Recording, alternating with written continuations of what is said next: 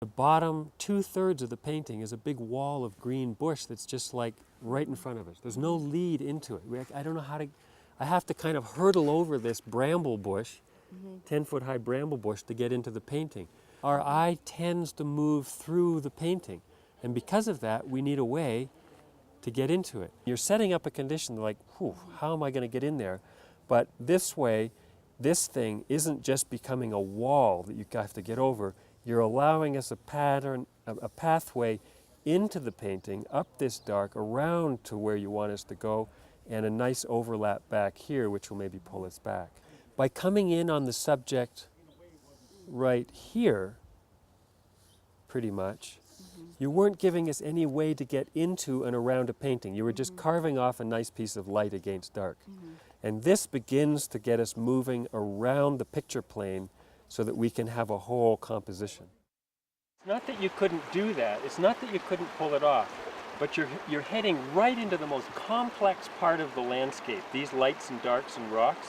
And there's no simplicity on each side to kind of say, okay, this is a whole line of bushes or mountains or something leading us, like this thing being one great big simple shape, to something that starts to get complicated. It's complicated right from the start. Every single shape is like you can't, every single one there is absolutely essential to figure out what's going on.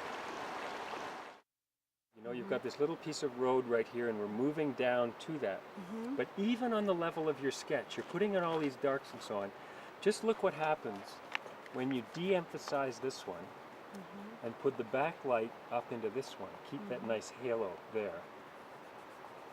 And you see how much more that starts to pull you this way? It does. If you go right, Yeah, I mean this could Just go down a little darker takes yet. you right there. But you see, rather than getting two things that are equal, you might get, oh yeah, well, I'm just painting this nice green, and before you know it, you're getting two things here that hold your attention, rather than the movement down to this little piece of road that you want to get us to.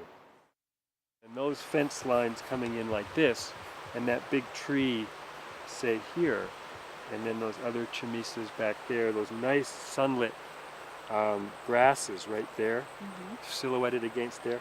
Few more of those pieces, a really light bush, which I think you have in there, that mountainside just running along the back, and maybe a little piece of mountain like that. Do you see how the different shapes, if you want to pull us in here, let's say, with these real darks in here and that sunlit grass there, you could have this whole shape moving you into that piece. This one of chamises and rocks and so on moving you in there. This one pulling you down. These over. These ones all giving interest, and this one. Do you see how you create a set of lines pulling you into a place? And the placement is such that it's pretty unambiguous about what you want us to do. And again, you could just gradate this whole thing. So this one too is just helping you into that whole place. So when I look at yours, I almost feel like you've come over to here and darkened these pieces, and somehow the most dramatic part of the landscape and the most dramatic possibilities for horizontals and verticals and contrast changes have sort of slipped out the side of the painting out here somehow. Does that make sense? Absolutely. Somehow that thing just says, in terms of horizontals, verticals, movement into it, it's just asking to be painted. Let's just start with a square to think about it. Okay. Now this shoreline, are you getting that in or not? The bright orange, yellow against the Yes. blue? Is that in? Yes. Okay. So let's pull that one here, and then it comes off the canvas and back into here, and these yellow shapes of the far shore coming in, and then there's an overlap, there's a dark right in there, there's an overlap that goes back, and then there's one green tree, let's say, back there. I see. And then this thing is all coming along the back, and you've got all this complex shapes here with these darks, right? And then it gets actually pretty complicated back there, and I just keep it fairly simple. So what's happening is you're bringing us here, And this dark right back there, Yes. and then there's some beautiful little pieces of green right there. That thing will just lead us right into there. This will lead us here, that will lead us there, that will lead us there. And you're using what's see. going on up there to create a design and a composition that leads our eye about the painting, rather than just cataloging, oh, well, there's canyons, so I better paint the canyon. Oh, there's another piece of canyon, well, I better paint that canyon too. This one, you're starting to implement or impose a design on the possibility. Because if you don't impose a design on this thing, all you're getting is a ton of information that won't make any sense. You've got to impose something. Your will sort of has to come into play here and make some decisions on it. Yeah. So I think you'd stand more luck with something like that, rather than really getting a painting that's trying to do this. Yes. You're and absolutely. I know you're right. Distracting all that. I'm so glad that you're telling me all this. So when you're using thumbnails, spend some time trying to figure out where the most dramatic things are. Question your first idea. Try making it a little bit wider or higher or square. Just look at the design and play with it in the most abstract, fluid way. Maybe I could do this. Maybe I could try that. Maybe this would be more dramatic. And try a few things before you start painting, so that you don't find you're starting to think of it halfway through the painting, and then of course it's too late. So let's go back to our students in the field and see how well they're applying these principles of gradating, of simplifying and cropping, overlapping, and how they're moving our eye around their painting. I think the way you've painted this, the way these are coming out, the way the things are going in, all the structure in here is really wonderful. And I can see that you still want to do something here. Oh, yes. And I think that's fine. The thing that's bothering me is this color here is so bright, it's coming out in front of these things. Yes, that as well. And you need to just push that back, gray it out, so that this thing comes forward. Yes. I think if you just stand back and you look at it, you realize, oh, and you push it back, then you'll have a better chance of pulling things here without trying to pull things here, fighting against this stuff all the time. Yeah. Okay? So tone that back, and then I think you'll find you'll be able to just finish these pieces in here, and you realize, oh, I'm done. Good. It's very nice. So. Good work. Thank you. Proud of you. Okay, I love the way you've just blocked in the shade. You happy with this? Yes, I think I simplified. You simplified. I'm happy with the way I simplified so You far. simplified, you're getting some wonderful relationships going on in there, some big simple shapes, and it's already, you can already see it's going to work. Right? You can already feel it's going to work. And the only thing I'm going to suggest, and you'll probably get to it anyway, is to make sure that this plane doesn't read too flat, that you gradate this from some slightly grayer color, so that we're coming up the road rather than just arriving at a flat shape. That thing, if you gradate it from slightly darker to that value, will just move into the painting up to where you want us to go there. Okay. It's great. It'd be way stronger if you just pulled in a piece of sky. You know, it's like if you got rid of those buildings, right, and just had this shape, which is the background hill, coming down, and maybe there's a little piece of sky someplace, just to give us a sense of what's behind that thing. You've got such beautiful things going on here, leading us in. We don't get caught shooting off here because you've stopped this with these blocks, and the light running across the surface of that thing is gorgeous. And you just take us so far, and then we come running back into this. But the problem is, I find that when I'm looking at this thing, my eye flips up to these buildings, and they're really not helping, because the beauty of the painting is down in here. It's very, very nice. And you've just seen it in terms of really nice, simple shapes. Dark, light, shape, overlapping shape, shape, overlapping shape. I don't even want to touch it. I think you're doing great. So in this painting, it's nice the way this whole thing is working, overlap to overlap forward like that, and we're getting some really nice movement into the painting and the overlap back to this shape. But what's interesting about it is because she hasn't finished yet, and we have all these shapes which are still going to need some density and some direction, you can see what happens when you've got a good density of painting, and then somewhere you just leave it in terms of the values too light or whatever, and the whole painting just kind of dribbles out the bottom there. So this one has turned out quite nicely. We have this nice flow of the river coming back to what we've decided is the center of interest here, created by the darkest dark and the most vibrant color change right at this point. There's this nice simple shape here that moves us towards that. The nice contrast of color here that moves us down into it. This whole value and shape and arrow of shadow that moves us down to it as well. And the bottom shore, which is doing the same thing, bringing us right into that. And even though we have these nice details of information going on, none of them are distracting so much from where we really want us to have us look right in here. First off, I really like it. Very nice little paint.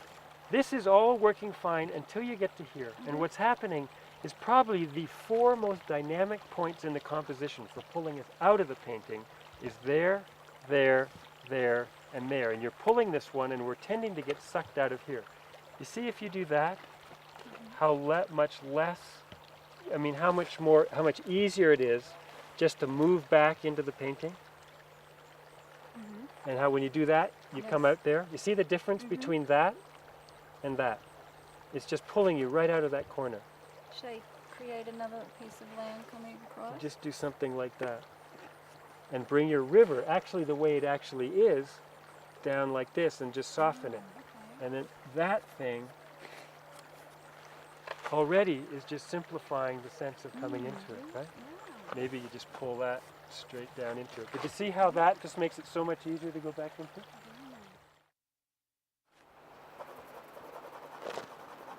Well, let me just make one suggestion and then I'll Okay. leave it alone. This whole road, I would gradate it darker to lighter. Darker down. Darker to lighter. Because right now, when you do a big plane like that, it tends to start just reading as a flat shape. Okay. And you're not drawing the thing as a flat shape. You're drawing as a set of overlaps moving back into space. These blues tell me you're interested in aerial perspective.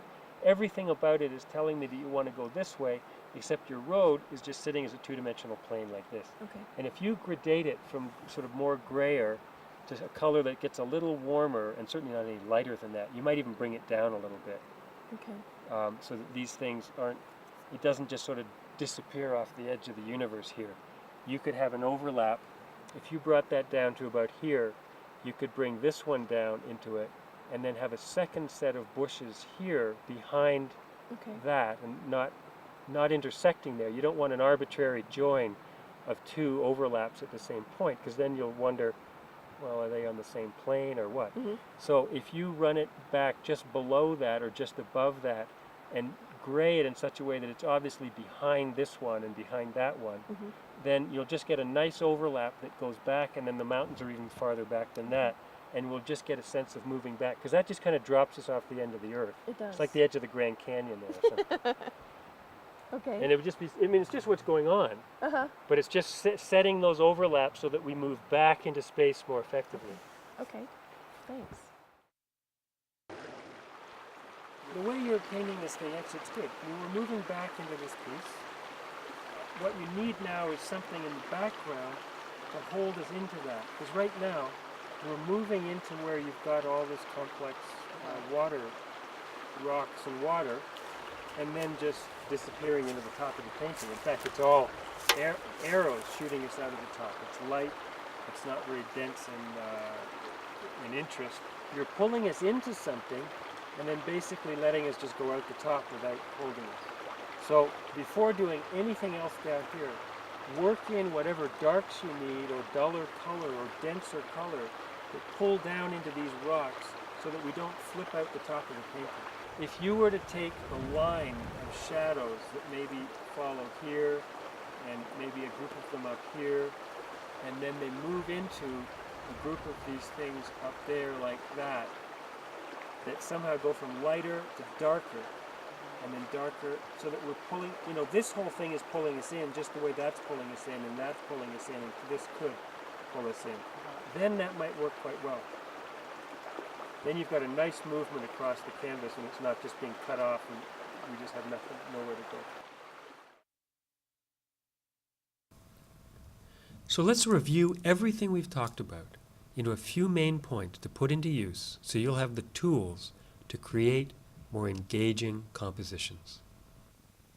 1. Look more. Spend more time walking around what you're responding to. Look for interesting angles and lighting. 2. Squint to reduce detail and see the masses. 3. Use a viewfinder. to crop and arrange the masses on the picture plane. 4. Eliminate and simplify. When you find something, clarify what it is you're responding to and eliminate everything that doesn't add to that. 5. Do thumbnails. Several, if necessary, with value masses to establish the design. There's no point in starting to paint if you haven't a composition with a strong foundation. 6. Use an armature that helps lead the eye into and around the picture plane. 7. Think in terms of masses. Reduce it to 5 or 6 value masses. A few poetically placed will do wonders when you start to paint. Now you're ready to paint. When you start to paint, 1. Keep the same proportions.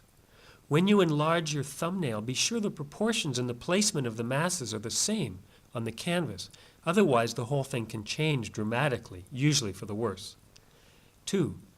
Block in the major value masses simply and quickly to see how the whole will begin to work. The old masters often used to do this with a grisaille, just in black and white, before they started to fully paint the thing in color to see that the composition was already going to work. 3. Use a mirror to look at the main masses upside down or backwards to see if there's anything that's distracting or something that's leading your eye out of the painting. 4. Modulate the color masses. Create more interest in the less dominant masses by modulating your paint color. And a useful way to do this is to take any color and to take the colors on each side of it on the color wheel and to use those 3 to create interest so that things don't get too busy. 5. Then start to paint. Working at the edges, pulling the eye into the center of interest, thinking in terms of the shapes and gradating them to pull your eye into the painting. In addition, I'd like to mention 2 exercises. 1, do studies of paintings that you like. Sketch them, not too large, just looking at the main value masses and how the artist has simplified them, how your eye is being led into the painting, why certain areas are you responding to, why certain areas are being left as secondary. Do studies and practice that, consciously trying to figure out what the artist is doing that you're responding to. And 2, do a composition sketch a day, even if it takes 20 minutes.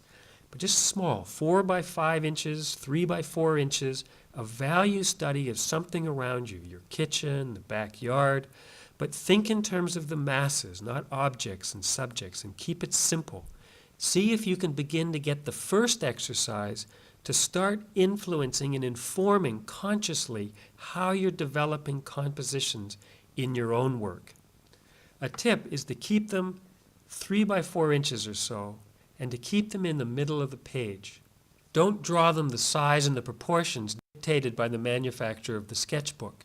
Keep them small, in the middle, and that way the thing is fluid. The 4 boundaries of your composition are fluid, and you can think in terms of the masses of the composition and what's going to make it most intriguing, rather than being bound and dictated by the proportions of the paper.